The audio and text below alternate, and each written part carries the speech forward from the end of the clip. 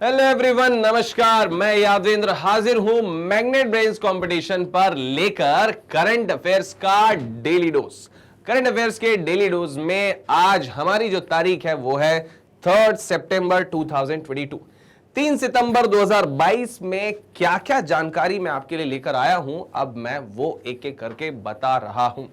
तो देखते हैं। सबसे पहले खबर है मुकेश भाई की। मुकेश भाई मुझे शुरू से बहुत पसंद है भाई साहब। ये भाई साहब जो है, इन्होंने पिताजी की विरासत को बड़े ही भले तरीके से, मतलब ये कहते हैं ना, पूत के पांव पालने में दिख जाते हैं। इनका पालना तो मैंने नहीं देखा, लेकिन भाई साहब जब से मैंने इनकी यात्रा देखी है, इनके पिताजी ने जो है इनका बंटवारा जो किया था दोनों भाइयों का, और उसके बाद जो है ये जो प्रगति करते गए और रिलायंस को जहां तक पहुंचाए हैं, दूर कहीं स्वर्ग में बैठे अंबानी जी जरूर सोच रहे होंगे धीरू भाई कि मेरा बेटा मतलब जग में मेरा नाम कर रहा है। हालांकि नाम तो वो भी करके गए थे, पर इन्होंने और ज्यादा ही जो है नए आयाम स्थापित किए हैं।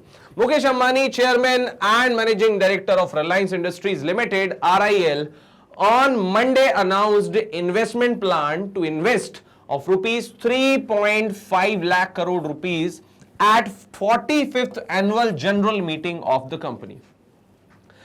45वीं वार्षिक बैठक में रिलायंस इंडस्ट्रीज के अध्यक्ष और प्रबंधक मुकेश अंबानी ने 3.5 लाख करोड़ रुपए निवेश करने की योजना बनाने की घोषणा की, या योजना की घोषणा की।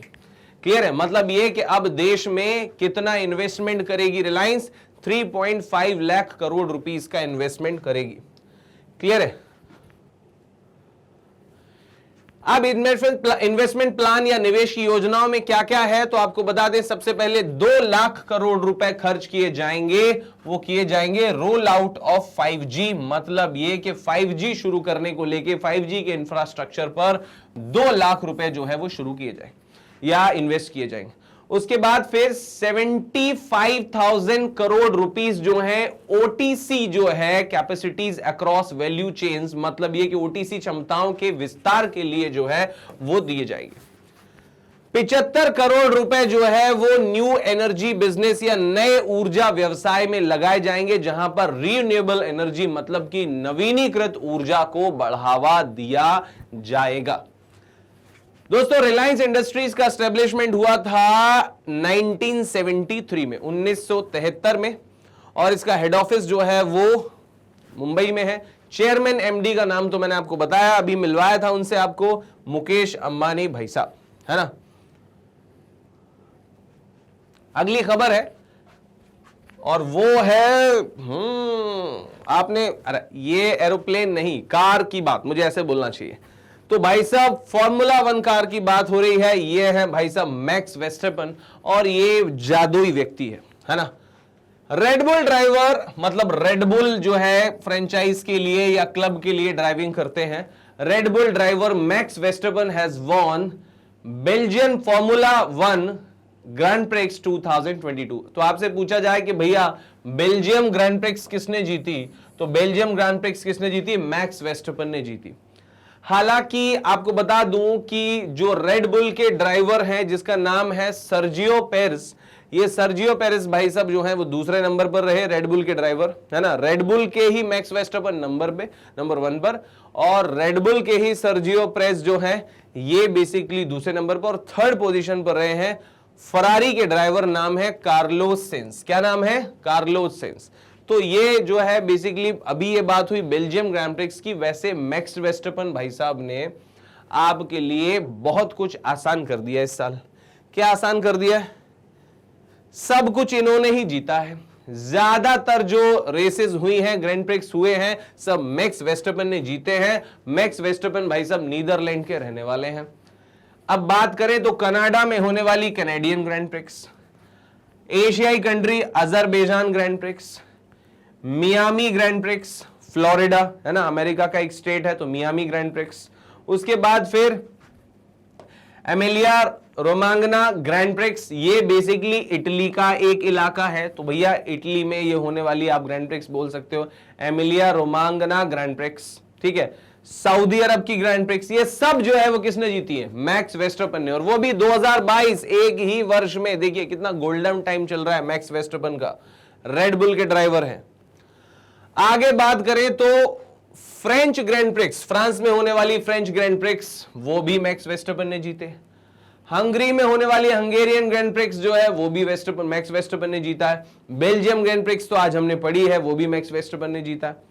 और मोनाको ग्रैंड प्रिक्स जो है वो जीता है, वो सर्जियो पेरेज ने जीता है। ये भी जो है वो बेसिकली रेड बुल के ड्राइवर हैं, ये हमने पढ़ा था अभी थोड़ी देर पहले। ये सर्जियो पेरेज, ये भी रेड बुल के ड्राइवर है, क्लियर है। तो ये भी जो ये मैक्सिको वाली जो है वो नहीं जीती है मैक्स वेस्टरपन ने, सर्जियो पेरेज ने जीती। ऑस्ट्रेलियन ग्रैंड प्रिक्स जो है वो चार्ल्स लेक्लर ने जीती है, जो कि मोनाको से बिलोंग करते हैं। मोनाको के चार्ल्स लेक्लर ने ऑस्ट्रेलियन ग्रैंड प्रिक्स जीती है। तो अब मैं आपको सलाह दूं तो हो सकता है कि मैक्स वेस्टरपन ना पूछा जाए और ये पूछ लिया जाए कि मोनाको ग्रैंड प्रिक्स किसने जीती है, क्योंकि ये एक ही है ना। ऑस्ट्रेलियन ग्रैंड प्रिक्स पूछ लिया जाए चार्ल्स लेक्लर, तो आप बता देंगे किस देश से बिलोंग करते हैं, ये मैक्सिको से बिलोंग करते हैं। सर्जियो पेरेज और चार्ल्स लेक्लर मोनाको से बिलोंग करते हैं। ऑस्ट्रेलियन ग्रैंड प्रिक्स इन्होंने जीती है, चार्ल्स लेक्लर ने, और सर्जियो पेरेज ने जीती है मोनाको ग्रैंड प्रिक्स, ये आप याद रखेंगे। बहरीन ग्रैंड प्रिक्स 2022, क्लियर है। बहरीन की जो ग्रैंड प्रिक्स है वो 2022 बेसिकली चार्ल्स लेक्लर ने जो है वो जीती है ना। फिर इसके बाद बात करें ऑस्ट्रियन ग्रैंड प्रिक्स, वो भी चार्ल्स लेक्लर ने जीती, वी मोनाको के हैं। तो ये सब जो है मैंने 2022 की जो ग्रैंड प्रिक्स हुई हैं वो सब मैंने आपको बताई हैं, आपके लिए एग्जाम में ये इंपॉर्टेंट है, याद कीजिएगा, पढ़िएगा। अगली खबर है BWF मतलब कि बैडमिंटन वर्ल्ड फेडरेशन से। डेनमार्क के विक्टर एक्सेलेंस, मतलब ये कि एक्सेल्सन बोलना चाहिए मुझे, Viktor Axelsen has claimed his second badminton world federation world championship men single title. दूसरी बार जीता है विक्टर एक्सेल्सन ने जीता है ना। और ये कहां के रहने वाले हैं? विक्टर एक्सेल्सन डेनमार्क के हैं, मतलब यूरोपियन कंट्री है डेनमार्क के रहने वाले विक्टर एक्सेल्सन, और इन्होंने जो है जीता है क्या? वर्ल्ड चैंपियनशिप का टाइटल। किसका? BWF, badminton world federation. अच्छा, और ये जो है बैडमिंटन चैंपियनशिप वो कहां हुई थी? टोक्यो में हुई थी। इन्होंने थाईलैंड के खिलाड़ी को हराया, ये आप याद रखेंगे भैया, है ना। उनका नाम है कुलनावुत, हालांकि ये इतना इंपॉर्टेंट नहीं, आप सिर्फ आपसे पूछा जाएगा कि बैडमिंटन वर्ल्ड फेडरेशन की चैंपियनशिप जो वर्ल्ड चैंपियनशिप है वो कहां हुई थी? तो टोक्यो जापान में हुई थी। और जीते कौन है? डेनमार्क के विक्टर एक्सेल्सन। अच्छा, फिर इसके बाद मेन सिंगल का टाइटल जैसे विक्टर एक्सेल्सन ने जीता है, वैसे विमेन सिंगल का टाइटल जो है वो अकाने यामागुची ने जीता है। किसने जीता है? Akane Yamaguchi, Japan. Akane Yamaguchi ने जीता है ये विमेंस का टाइटल, और मेंस का टाइटल आप ध्यान रखेंगे विक्टर एक्सेल्सन ने जीता है। Okay, reserve Bank of India जो है वो फ्रॉड रजिस्ट्री जो है वो रिलीज करने वाला है। फ्रॉड रजिस्ट्री मतलब बेसिकली उन लोगों का रिकॉर्ड रखेगा जो लोग फ्रॉड करते हैं, जिससे कि आने वाले समय में उन्हें फ्रॉड करते वक्त दबोचा जा सके या फ्रॉड होने से रोका जा सके।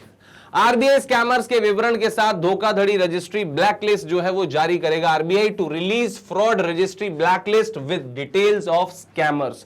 घोटालेबाजों की सूची तैयार होगी। Reserve Bank of India is developing a fraud registry blacklist, एक जो है विकसित की जा रही है फ्रॉड रजिस्ट्री ब्लैकलिस्ट। किसके द्वारा? आरबीआई के द्वारा। According to executive director of RBI Anil Kumar Sharma. Anil Kumar Sharma ने कहा the fraud registry would record data of the scammers. ये जो है वो घोटालेबाजों का डेटा, चिट्ठा जो है वो अपने पास ऑनलाइन रखेगा, जिससे कि उन्हें रोकने में हेल्प मिलेगी। ICICI bank and NPCI launched coral RuPay credit card. अब देखो, दो ब्रांड यहां पर जो है वो शामिल हो गए हैं, आईसीआईसीआई और एनपीसीआई। क्लियर है? तो एनपीसीआई जो हमारे यहां पेमेंट्स के लिए जिम्मेदार है, national payment corporation of India, है ना। आईसीआईसीआई और NPCI launch coral RuPay credit card. ICICI Bank established a partnership with National Payment Corporation of India to offer contactless card known as ICICI Bank Coral Rupee Credit Card।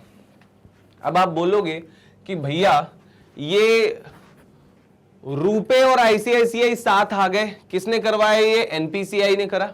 ठीक है, लेकिन आपसे पूछा जाएगा कि वो कॉन्टेक्टलेस कार्ड क्या होता है, तो भैया पॉइंट ऑफ सेल मशीन होती है ना जिसपे स्वैप करते हो, तो आप स्वैप करने की जरूरत नहीं है, आप बस मशीन के पास ले जाओ, पेमेंट हो जाएगी।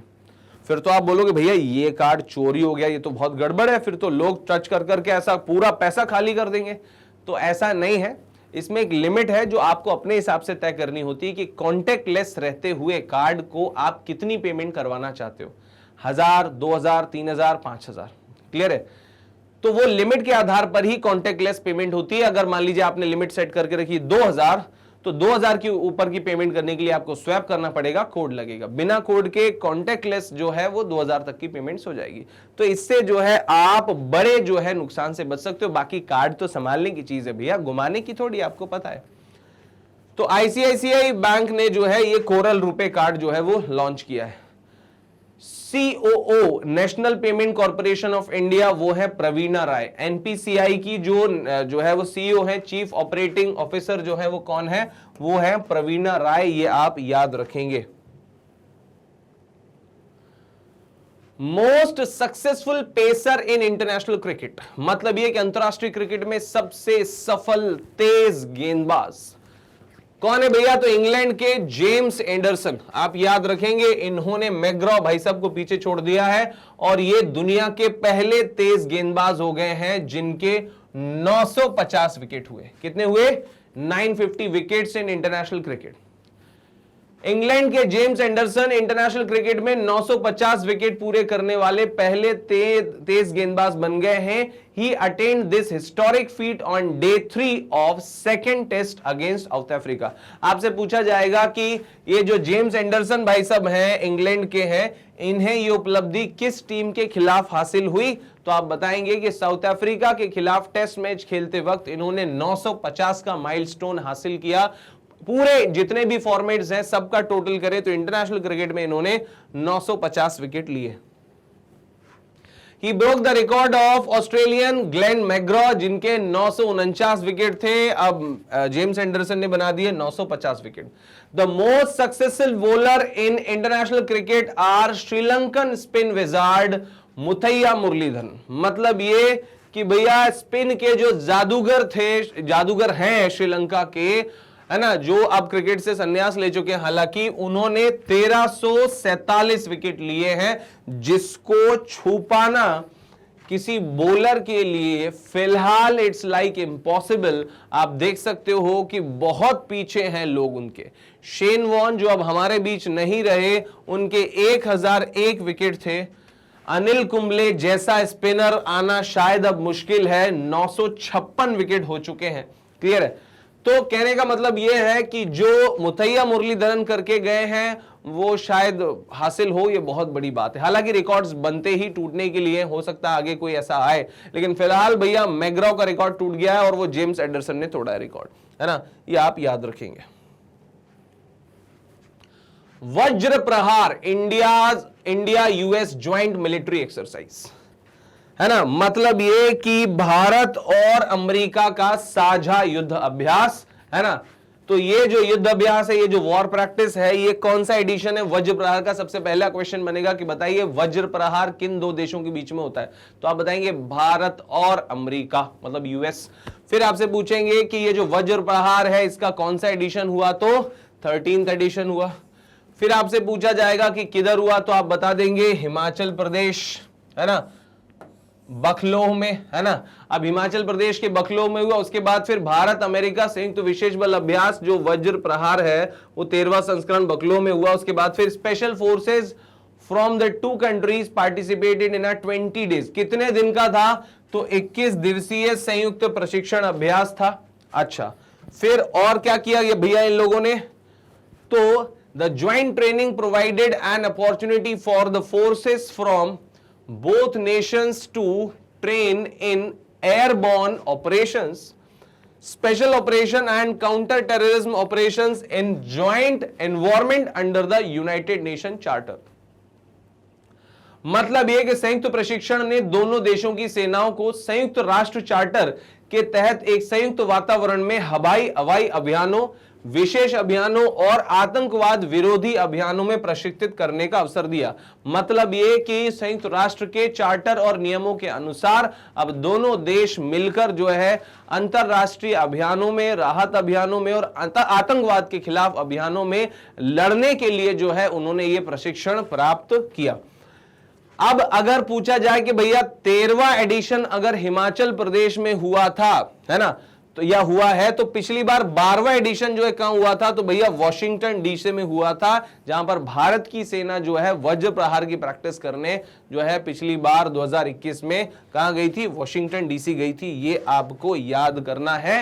वज्र प्रहार जो है वो भारत और अमेरिका के बीच का जो है वो कार्य है या वॉर प्रैक्टिस है।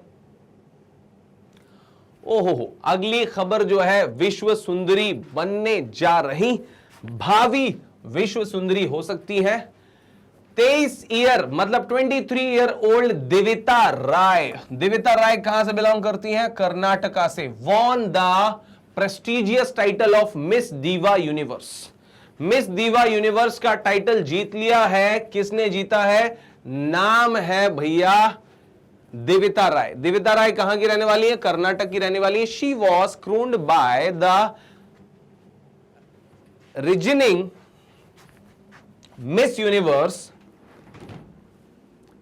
2021। मतलब ये कि सिंपल सी बात है, उन्हें ये जो ताज पहनाया गया वो 2021 की मिस यूनिवर्स जो वर्तमान में भी उनके सर पे ताज है, राज है, हरनाथ संधू ने जो है ये उन्हें ताज पहनाया।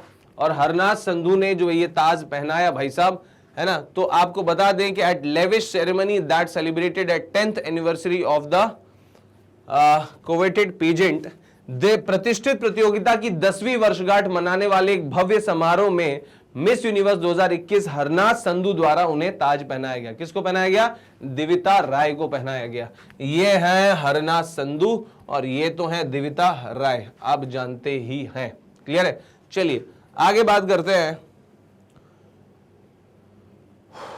Eight the 71st Miss Universe pageant Rai will representing India. मतलब 71वीं जो मिस यूनिवर्स प्रतियोगिता होगी ना, उसमें जो दिविता राय है वो भारत का प्रतिनिधित्व करेंगी। Where Harnaaz Sandhu was crowned as the winner last year. 2021 में जहां हरनाथ संधू विनर बनी थी, इस साल भारत का प्रतिनिधित्व करेंगी, भारत की तरफ से प्रतियोगी होंगी दिविता राय।